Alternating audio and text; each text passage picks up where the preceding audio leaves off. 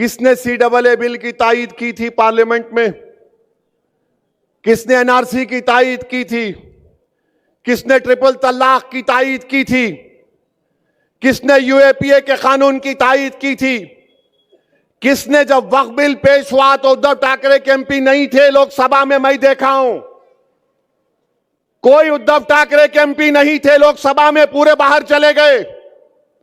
जब वक्फ का बिल पेश हुआ तो कौन लड़ रहा था?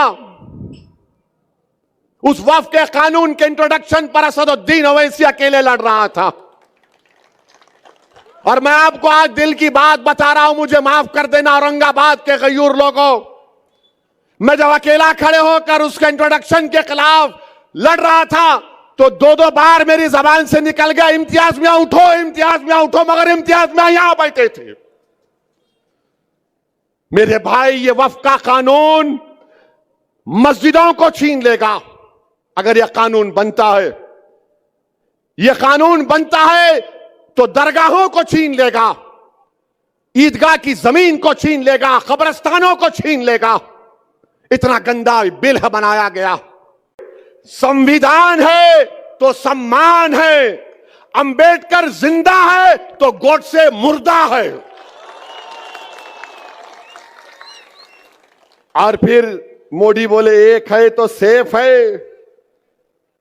जितने छत्रपति शिवाजी महाराज को सच्चे मानने वाले हैं तो मोहब्बत है, तो मोहब्बत है। और मोदी बोल रहे एक है तो सेफ है। तो मोदी क्या कर रहे महाराष्ट्र के चुनाव में? मोदी एक काम कर रहे हैं कि मराठा वर्सेस OBC कर रहे हैं। मोदी क्या करना चाहते हैं? मैं हमारे OBC भाइयों को बोल रहा हूं कि इसकी साजिश में मत आओ आप।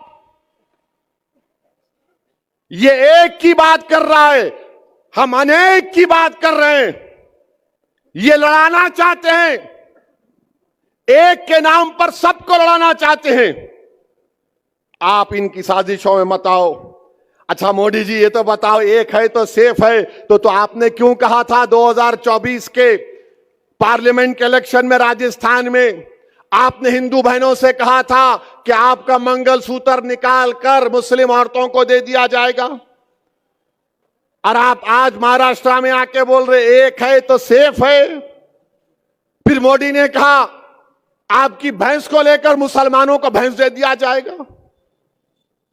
मोदी ने कहा था कपड़े देखकर पहचानो। अगर एक है तो सेफ है तो बताओ मोदी, आपके घर से चंद मिनट के फासले पर दिल्ली की सड़कों पर किसका खून बह रहा था? किसको बेघर कर दिया गया था? इसका बात नहीं करेंगे। और फिर मोदी बोलते हैं एक है तो सेफ है। मोदी जी, वो इतने 4 साल से चीन जो कब्जा करके बैठा हुआ है,